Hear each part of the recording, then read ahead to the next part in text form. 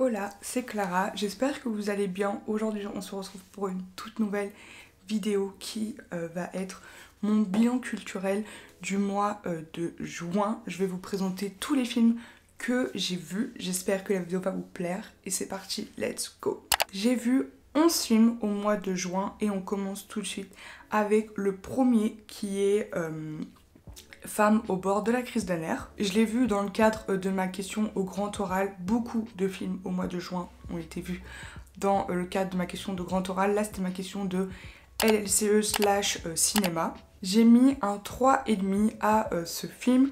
J'ai beaucoup aimé l'esthétique visuelle colorée. C'est l'un des caractéristiques très connu chez Pedro Almodovar. L'histoire est aussi intéressante qu'on ait un peu une dualité et qu'on analyse l'Espagne en transition.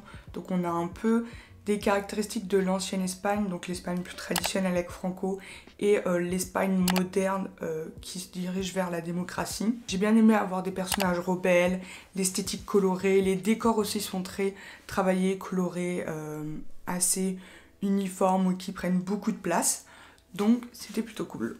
Le deuxième film que j'ai vu, ça c'était pour ma question de cinéma, c'est le film Basic Instinct, film classique, voilà, je pense que si vous vous connaissez en cinéma, vous l'avez beaucoup vu. Malheureusement c'était un film qui est très cliché, voilà, où on sexualise beaucoup Sharon Stone.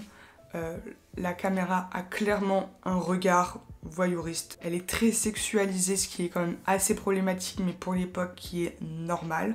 Pour ce qui est de l'histoire, j'ai pas plus accroché que ça. J'ai mis un 2, 2,5, enfin je sais pas trop la note que je mettrais, mais j'ai pas grand chose à dire sur ce film parce que j'ai pas trop accroché. Le troisième film que j'ai vu, c'est aussi pour ma question de cinéma, c'est The Nutty Professor. Pareil, ça reste un film qui est assez problématique, j'ai mis un 3 parce que le seul rôle qu'on attribue à un gros et encore un rôle comique. Là, on a même un petit problème dans le sens où on fait croire que du coup pour être beau il faut être mince, athlétique et tout, sauf qu'à la fin on a un peu une leçon de morale de oui mais non, faut s'accepter comme on est. Mais je sais pas, je trouve la leçon de morale et le message ne passent pas tellement, enfin je trouve c'est mal fait, c'est mal abordé. Sachant que juste pendant 1h30 on parle de oui il faut être beau comme ça, et que genre en 10 minutes le mec se rend compte que bah non en fait faut s'accepter comme on est. Bah oui, mais je sais pas, enfin j'ai pas trop aimé comment ça a été abordé à la fin. Ça fait beaucoup de critiques quand même hein. Le quatrième film que j'ai vu c'est Breakfast at Tiffany's, pareil pour ma question de cinéma. Ça fait beaucoup de critiques mais en fait j'ai dû voir des films qui étaient problématiques pour montrer qu'il y avait un problème dans le cinéma, donc là c'est pareil, je vais pas forcément donner un avis très positif malgré que l'actrice soit extrêmement belle. C'est pareil, ça met en avant des normes de beauté, de minceur vraiment très traditionnelles et conservatrices avec une petite taille, voilà. Enfin, je pense que vous avez déjà vu plein de films comme ça. J'ai mis un 4 parce que j'ai trouvé qu'il y avait quand même une belle esthétique, enfin l'image je trouve est très jolie.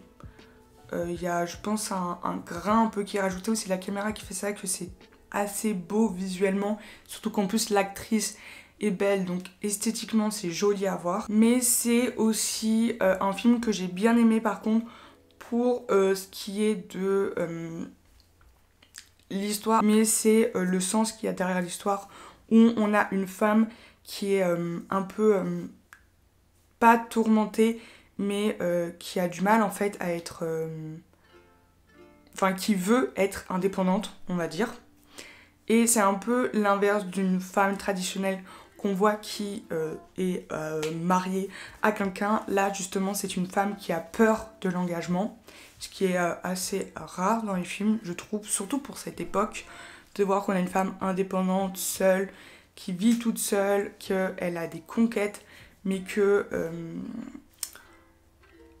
en fait, elle a un véritable amour et elle va pas vers lui, elle préfère un peu l'argent. Bon là du coup c'est un peu cliché, mais enfin voilà, j'ai bien aimé cette histoire.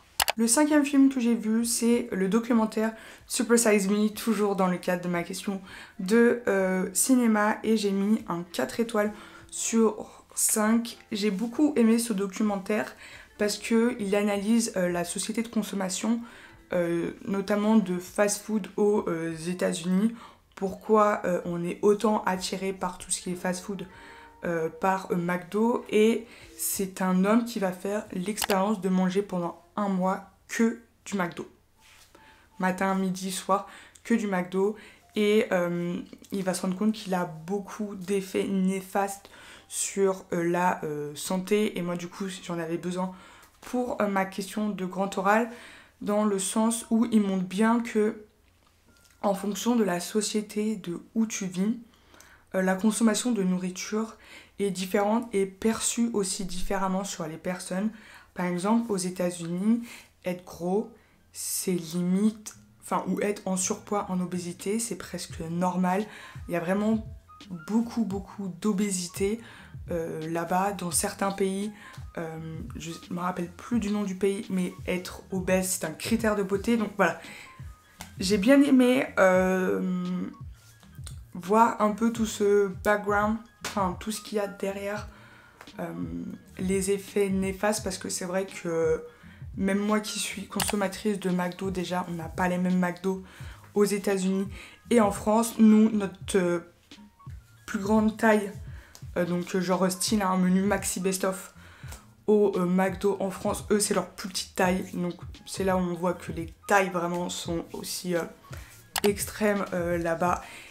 Enfin bref, j'ai beaucoup aimé, c'est très intéressant à regarder, donc n'hésitez pas. 6e film que j'ai vu, c'est l'avant-dernier que j'ai vu pour ma question de grand oral. Film plus que problématique, c'est Baywatch, Alerte à Malibu. Je vais faire très court.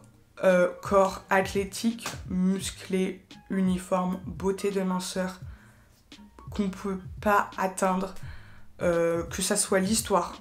L'histoire, j'ai pas trop aimé. Enfin, c'est pas le genre de blockbuster que je regarde déjà. Voilà, il y a un problème au niveau du message qu'on renvoie par rapport au corps et à la beauté.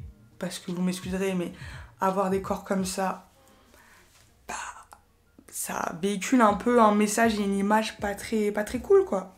Mettez des formes un peu plus corpulentes. Mais bon. Voilà, donc pour ce film, j'ai mis un 2 et je pense que j'ai été plutôt gentille. 7e film que j'ai vu et dernier pour ma question de grand oral, là c'était LLCE/cinéma, c'est La Loi du désir. Donc pareil, toujours Pedro Almodovar. En fait, j'ai fait ma question de grand oral sur Pedro Almodovar. J'ai pas spécialement accroché, enfin j'ai mis un 3. Ce que j'ai bien aimé, c'est que en fait, dans les films de Pedro Almodovar, on a des personnages rebelles et surtout non conformistes. Donc on a des personnages LGBT+, donc on a des personnages qui sont transsexuels, qui sont hétérosexuels, mais aussi homosexuels. On a vraiment de tout, on a quelque chose d'inclusif, et il aborde la question de l'identité de genre et du coup des personnages LGBT de manière positive et inclusive. Donc ça, franchement, c'est plutôt cool, donc merci Pedro. L'histoire, j'ai un peu moins accroché. De toute façon, la caractéristique, c'est vraiment qu'on a des personnages rebelles et excentriques. Mais là, l'histoire, j'ai un peu moins accroché, donc ce qui fait que la note est assez basse. Mais comme dans Femme au bord de la crise de nerfs, l'esthétique est très jolie, très colorée. Mais sur celui-là, j'ai un peu moins accroché. 8e film que j'ai vu, c'est À travers ma fenêtre 2. Ce film, mais vraiment, j'ai l'impression qu'il y a un qui va au mois de juin. Je fais que de dire du mal, mais écoutez, le dernier sera un peu mieux. Catastrophique. Enfin, je sais pas ce qui s'est passé dans ce film. Déjà, le premier, c'était un peu bancal. J'ai pas de ouf accroché, mais alors le deuxième, il y a rien qui se passe. Au début, j'ai bien regardé le film. Il y a un moment où genre une pote m'a envoyé un message, donc j'ai répondu et j'ai décroché. Et c'est le moment où je pense qu'il fallait pas, parce qu'après j'ai plus rien compris à ce qui se passait. Genre d'un coup, enfin bref, je vais pas vous spoil. Mais j'espère que le troisième sera mieux. Surtout qu'il devait se pencher sur un autre frère. J'ai pas vu l'autre frère. Enfin, un peu déçu, franchement. Puis il n'y a rien qui se passe. Enfin, c'est toujours la même chose. Du coup, c'est même pire que les After. Parce que les After, au moins, disons que ça, c'est peut-être tout le temps la même chose. Mais il y a au moins quelque chose. Là, bref. 9e film, c'est Make Me Believe. J'ai mis un 3 sur 5. L'histoire m'a pas captivée. Elle est quand même très cliché. Mais par contre, on a de très très jolis paysages. L'esthétique, l'image est très jolie.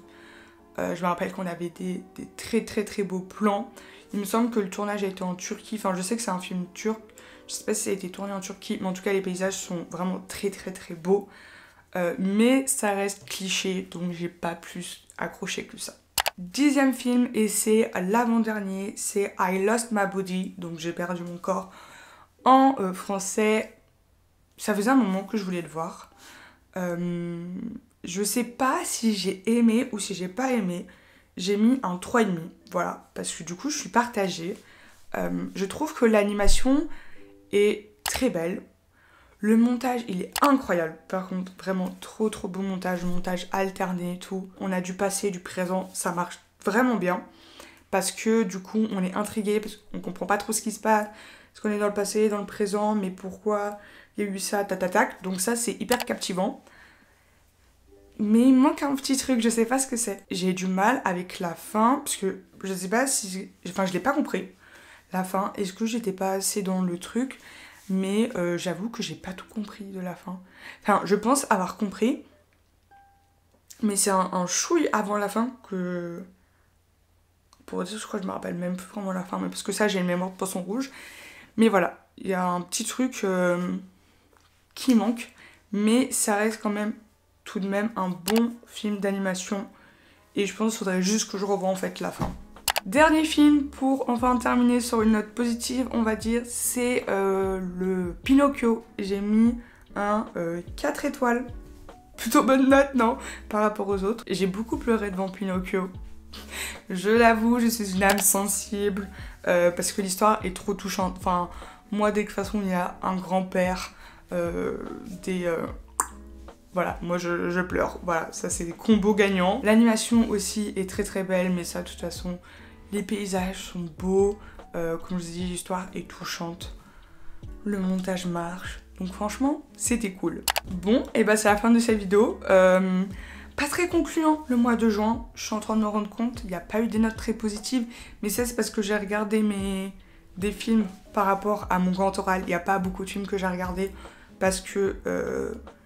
Enfin, qui n'étaient pas scolaires. Mais écoutez, de toute façon, ça enrichit ma culture. Et c'est des films que même si on n'aime pas, il faut regarder déjà tout d'abord pour se faire une opinion. Et parce que certains sont quand même des classiques et on peut pas aimer tous les films, c'est complètement normal. N'hésitez pas en tout cas vous à me dire ce que vous avez regardé au mois de juin, comme ça on partage, moi ça me donne des idées, je vous donne des idées de films. Et puis voilà. J'espère que la vidéo vous aura plu. Si c'est le cas, n'hésitez pas à vous abonner, à liker, à commenter et à me rejoindre sur mes réseaux sociaux qui sont dans la barre d'infos. Et moi je te dis à une prochaine vidéo.